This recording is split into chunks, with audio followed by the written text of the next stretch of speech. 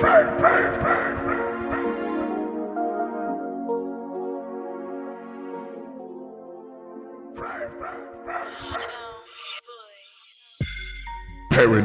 Radio, Fright Fest.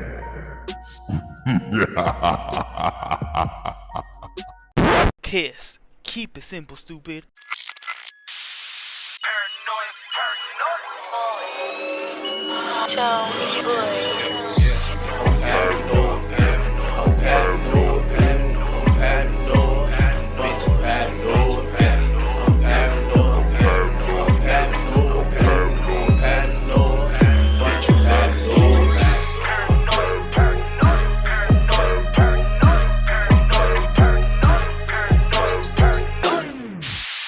Testicles, 1, 2.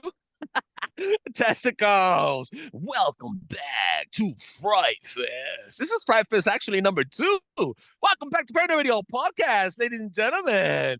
And joining me in the ones and twos is the best co-host on the motherfucking planet. Long gone, a long slong, King Cock himself, Big Tank. Welcome back, Big Daddy. Salute. It's good to be back, big dog. What's up with you? What's cracking? What's bracking? First of all, I want to thank you so much for joining us again. People fucking missed you. I got a couple people letting me know where the fuck is Tank? Why is he shooting blanks? And I told him, dog, why are you always talking to me like in poems? And they're like, dog, it's Fright Fest. We got to make sure that we fuck up the rest because we're the fucking best in the West. I was like, damn. All right. Edgar Allan Poe, that bitch. Mm-hmm. So the problem here is that we have the second dose of Fright Fest for you on this amazing Oktoberfest. This is our third annual Fright Fest extravaganza here at Paranoid Radio Podcast, and I am the humble host, ladies and gentlemen. My name is Trebles Garcia. For the people joining us today that do not know who we are, this is Paranoid Radio Podcast, the best show with the best content for the best fucking listeners, you, the probers, the pro nation. And we have amazing content for you guys every single fucking week, and this is our third annual October Fright Fest. We have an amazing episode lined up with amazing content that's going to blow your fucking mind, literally, like the brain outside of your sockets, out of your fucking mind. Now, before I enter, I want you to take 5 seconds to go to Apple Podcasts and drop a 5-star review on Apple Podcasts. This allows other people to enjoy the show as much as we enjoy making it. Massive shout out to every single collaborator this fucking year. Season 5 is turning up a lot, and you could catch us slipping at paranoidradio.com. It's now 25% capacity. You can only stream free content. You can listen to the shows on the go. And you can also watch our episodes, our 2 most recent episodes, absolutely free. Make sure you check us out at paranoidradio.com. Now, ladies and gentlemen, a paywall will be coming up. If you want to check out every other episode and watch us on an unfiltered, unedited, and unbothered episode, all the other episodes, I'm putting up the archives for $1.99 a month. You're going to be able to catch all of our content, previous content, collaborations, special guests, and banter, and bullshit talks with Big Tank, wearing the funniest clothes, our work uniform, fresh off the bat in the most seclusive areas in the world, which is inside our cars. And from the ghetto to the bad new style of recording this episode. In my office, big dog. Oh, absolutely. So make sure you know and make sure you check out Los Cuñados Buddies. This episode is brought to you by Los_Cuñados_Bullies. That is right. Big Tech is in the motherfucking house, and I'm pulling out my fucking notes. Now, please, ladies and gentlemen, please allow me to jump in from the deep end of the pool and set the fucking mood. This bitch is insane. Wait. Oh, here we go on. You're opening the vaults, big dog? You're just going to open the vault? Yes, we're fucked up hookers. No, we're old hookers. If it makes any sense, we're getting shit together, guys.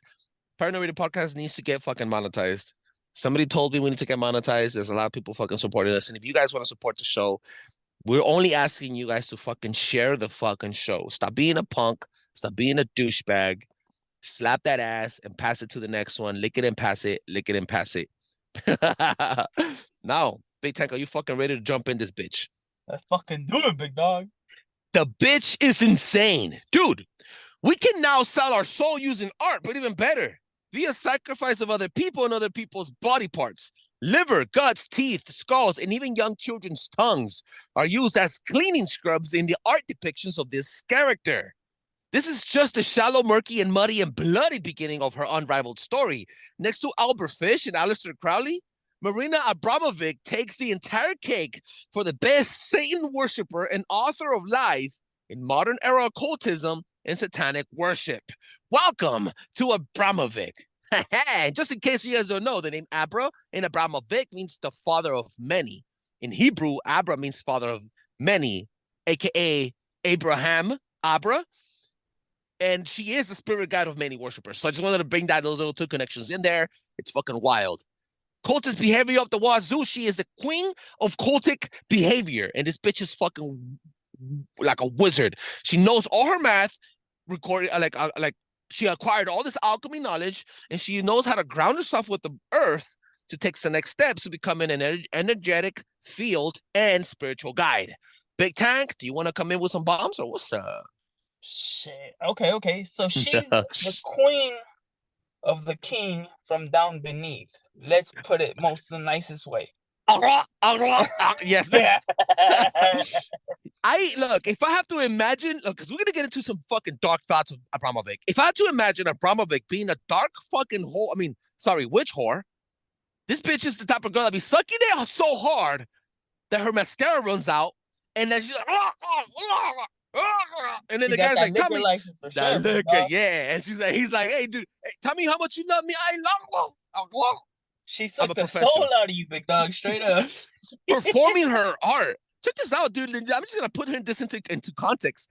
In the early 70s, she would go on stage and she performed this thing called Rhythm Zero. Check that out. It's one of the most famous fucking performances. And she would perform dark rituals inside of pentagrams and literally cut herself on stage, commit atrocities to her toes, like breaking them and licking the back of like her nail, like ripping off her nails and putting them in her mouth on stage. In 1974, she stood up in front of dozens of observers and laid out 72 objects on a table and asked the audience to inflict her with pain and quote, "I am the object," and quote, and told these dozens of listeners, and she just stood there. Now, this happened for fucking, I think it was 16 hours. Correct me if I'm wrong. The first time, one of the fucking things that they did was in the beginning, the first 2 hours of the fucking session, the people gave her a rose, they gave her kisses, they gave her compliments. And then it took somebody very nasty to come through. They came in and started they ripped up her shirt. Her titties were out. And she let this happen. She was responsible. She was liable for all atrocities done to her body. Then finally, with her titties out, they cut her neck. They cut her nose. They cut her jaw. All right? They stabbed her with the fucking thorns of the rose in her gut. They draw pentagrams on her belly button. All right, bro? They pinched her. They bit her. They fingered her. All right? After her tits were exposed, they would get the butter knife and they scratched enough deep fucking cuts in her neck until blood would drip down to her breast, and then they drank her blood in front of everybody. She cried and screamed, and then she was presented as the worker in front of the people. She was crying. She was demolished. She was destroyed, and she almost lost her life. Rhythm Zero. You gotta go check that shit out. That's fucking wild. And this is not nuts, bro. Nuts. That's fucking okay. That's the next level shit. That's some gory shit, to be honest. I mean, yes. Okay. I understand. Let's put it in this generation's perspective. It's doing it for fame. It's doing it for the gram, per se. You get me? She took it to a whole new level, and she was like, "Oh, fuck this! I'm gonna do it like this. I like it like this." Boom! Here it is, exposing it out for everybody. Everybody was just taking a turn. Oh my God! One of her handlers told her, if you would have left it up to the public would have shot you. They would have killed you, because on the 72 items there was a fucking revolver with one bullet. So if they would have kept going, maybe 30 more minutes in that fucking ritual, in that humiliation ritual, they would have shot her. They would have killed her, and then nobody would have been liable for it. It's fucking wild, dog. I mean, think about it. Now, okay. I have way more to tell you. Okay. So the whole mentalism behind somebody doing that is just fucking crazy. Okay. I think, I don't want to say everybody, but I could sort of understand a emo child, and I'm gonna use that real contextly, when you see some people cut themselves to a deal, and I hear you. It's to a way to release emotion, to get, they don't want to feel the numb. They want to feel some type of something, just because their world might be closing in, type of deal. Cool. And I could be wrong. Everybody does it for different reasons. But at the end of the day, this wasn't for numbness. This was for her own twisted pleasure, even though it was through pain. Yeah. It's or even gaining status. She probably had to do some fucking deep ritualistic shit to get the status of Master Witch. And the reason is this: as soon as she was done with this fucking Rhythm Zero ritual attack, ritualistic occultism fucking practice, after the humiliation process, a man came all dressed in black and gifted her a golden triangular shaped necklace and then gave her a kiss in the cheek. And that's when she started bursting out crying. As a matter of fact, shortly after that, she also put herself through, listen to this, she put herself through 3 abortions for the sake of her art. She reportedly mentioned that each time she aborted, it was a piece of an art of her own canvas, as her body is the canvas. What the fuck? She did live performances with Jay-Z, fucking Lady Gaga. I think Lady Gaga fucking worships her. And then she also left Lady Gaga in the forest, naked, alone for days, and Lady Gaga had to make her way back. And I'm talking about Lady Gaga worships this fucking demon. And when they see each other, they go head to head and they put their forehead together and they kiss each other. Like, this is wild, bro. Like, she is a priestess. She's been everywhere throughout every industry, well recognized, and she's been literally posterized. You've probably never even noticed her, to be honest, but she's been at every single red carpet event.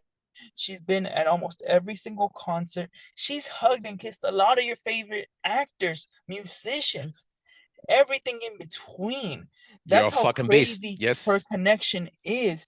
So deeply rooted, and they all seem to have a acknowledgement for her. I'm not gonna say it's good or bad.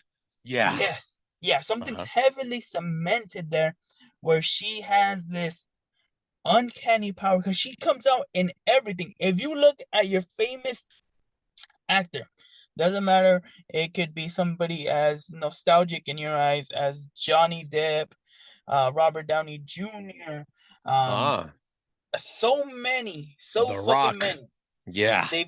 She's been there, hugged, shaking hands, whatever you want to call it. Oprah, absolute everybody. And like you said, Jay-Z, Beyonce, Lil Wayne. These are the people, high people in high ranks in their own domain. Yes. If you coincidentally find somebody that's not attached to her that you can think of, it's because they haven't basically made it. Okay. That's the only reason. But if they have some type of status within the Hollywood industry, within the music industry, she will be there 99%. Yes. And now, not to make this conversation political, but she has been, I want to say, reported to be in connections and in cahoots with the Clintons, specifically Hillary Clinton. Now, check this out. This is a thing called spirit cooking. Now, this is alchemy. We just did an episode with Juan on Juan podcast that's dropping next Wednesday.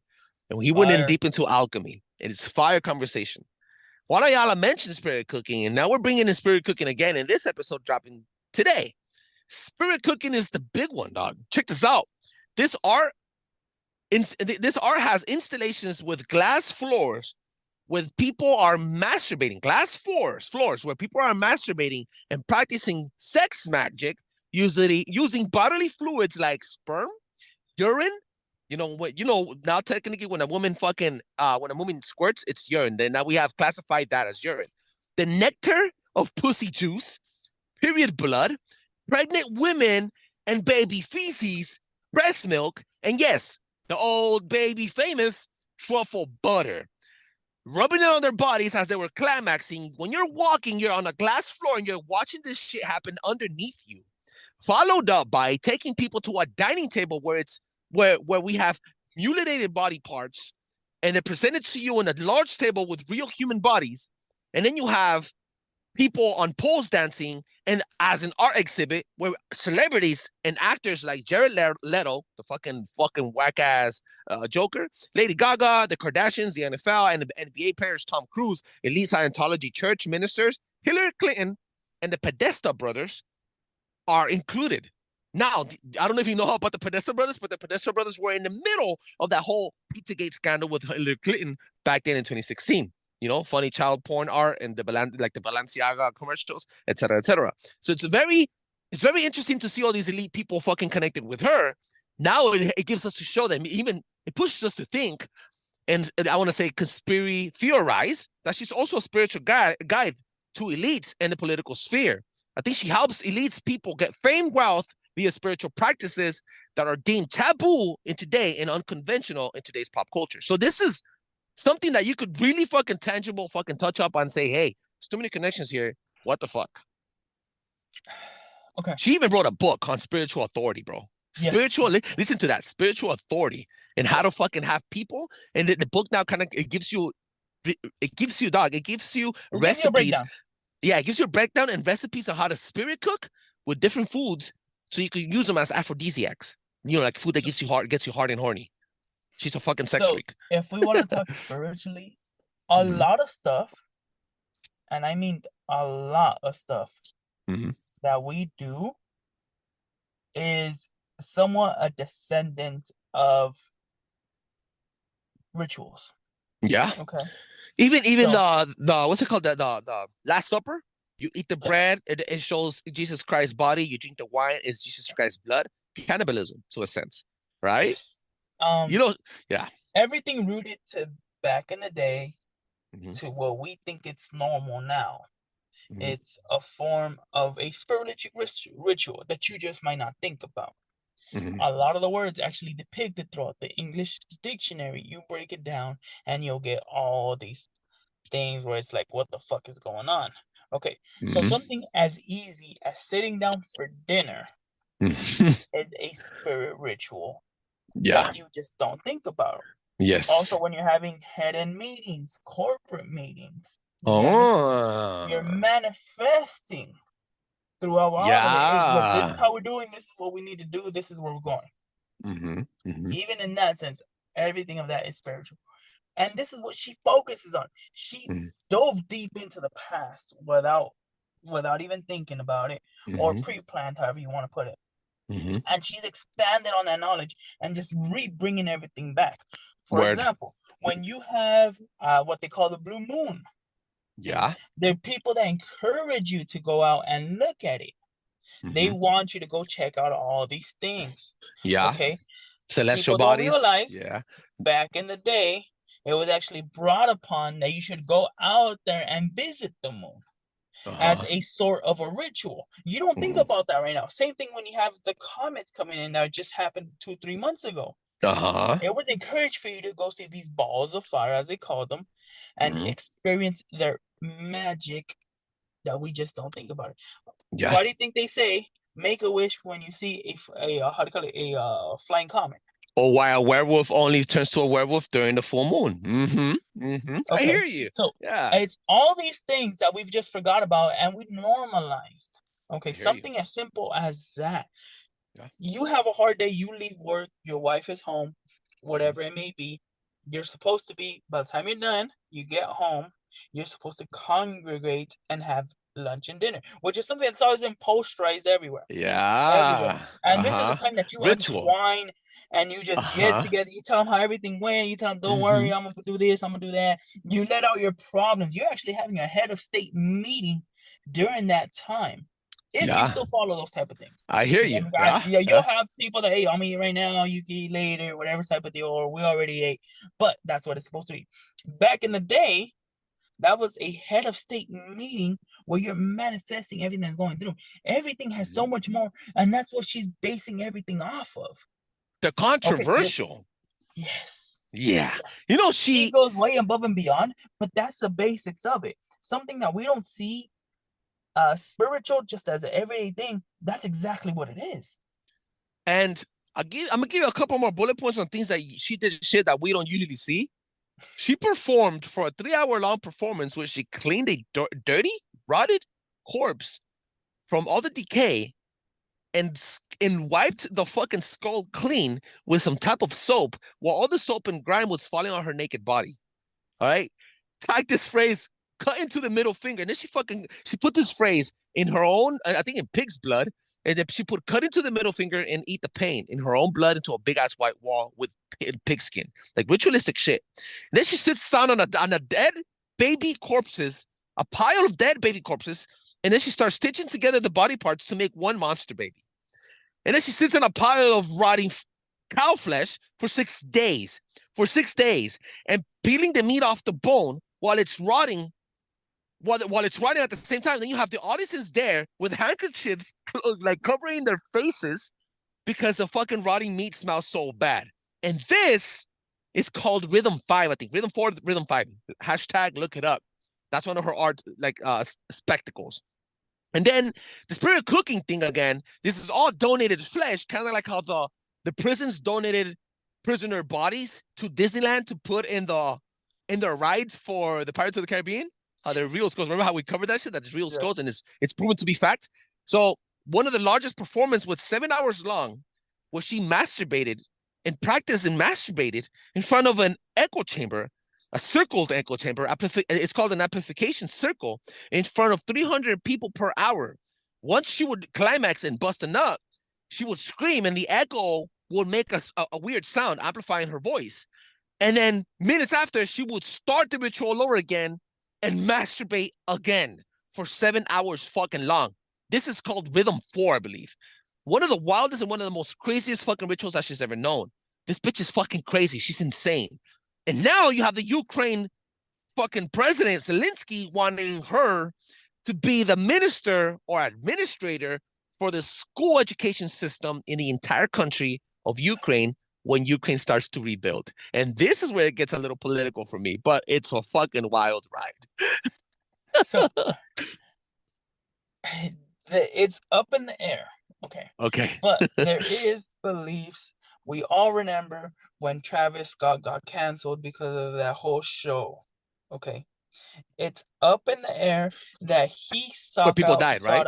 He sought out professional ideas, because if you saw the, how do you call it, the stage, it was in the shape of a inverted triangle, and which had a lot of significant meaning that the crowd was a pit. Okay, like if people were gonna die to get towards him, there's a lot of suggestion that he sought out help, because the artwork too, right, on the posters, which was his most memorable performance. You get me? It was completely out of this world. It was something fucking crazy. You couldn't even see any of these symbolisms unless you were looking at it from up above. So there is a lot of it pointing to that Abramovich had a lot of stuff to say within it. So if you realize spiritual guidance, like influence. Oh 100%. Man. Okay. So if you realize a lot of these tendencies that we've been seeing happen to come from these quote unquote what's it called? These quote unquote gatherings that we've had. Okay, I'll give you another one. One that doesn't seem as connected, but still is the Vegas shooting off the Mandalay Bay Hotel. Okay. So the way it was set up, the way the shooter happened and everything, okay, everything was facing towards them. Yeah, it could be a simple coincidence, don't get me wrong. But almost every other time that they've done a concert, the concerts have been facing the opposite way. Okay, it was almost set up. Yeah. Yes. Doesn't mean I'm right. Well, then we have to look at. Then we would have to look at if there was a full moon that day, and if there was anything special in the cosmos happening that day, and something celestial to say there's some alchemy here, there's some witchcraft here, or fucking occultic ritual shit, huh? Damn. Yeah. So at the end of the day, there's so much major influence. It can stuff be a coincidence? Sure. You get me? Look. I might decide to wear blue one day, and me and Trebles meet up, and he has blue too. You get me? Oh, baby, you and me, we're synchronized, dog. When I move, you move just like flannel. What's the most common flannel? A red and black flannel and a white and black flannel. Most common flannels ever. Hey, it has happened to me where, oh shit, he's wearing the same shit as I am. You get me? Coincidence? Pretty sure. You get me? But coincidences are not always there. Something basically happens for a fucking reason. Yes, and there's a reason when 9/11 got struck down, all the corporates' head ends weren't there. You get me? It was all blue collar workers that died. And then you go back into history, every single time that that the fucking Twin Towers, they were hit. They were always hit on a specific number. The number 11 is huge for Aleister Crowley, the father of occultism, at least in North America. And now, modern occultism, as is. And then you have the 9/11 number.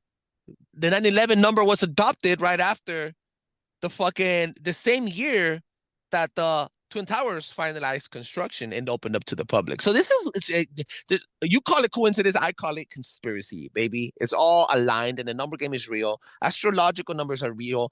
Billionaires and the most powerful elites, they don't study money. They study the stars. They study numbers. And what is money? Just numbers on a fucking screen. So people that study this have an alchemy and a breakdown, scientifically formatted to benefit only them. Either you could call it magic, you could call it spiritual guidance, you could call it talent, whatever you want to call it.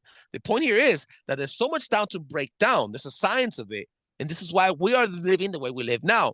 Abramovic is just the tip of the iceberg. We didn't even mention the darkest shit that she's mentioned and the things in all the documentaries. So I want you guys to go to YouTube and look up at least 1 or 2 documentaries of her. And then it'll open up the gasket and then you'll see like that bitch is really satanic. And she's worshipped to other people. And she's connected with the Church of Satan. And even the fucking minister of the founder of the Church of Satan said, I am so happy, and I quote on Twitter, he said this. He said, I am so happy that the world is allowing their kids to worship Satan at least one night of the year. And when he said that, he meant Halloween because he did it this month. Now, he didn't say dress like a witch or worship any other thing. He mentioned worship Satan one night of the year, all your children. So again, think about this. The children is the currency of modern day occultism. All these fucking children, all these missing children, everybody's talking about the children getting missing, eating their blood and adrenochrome and all this shit.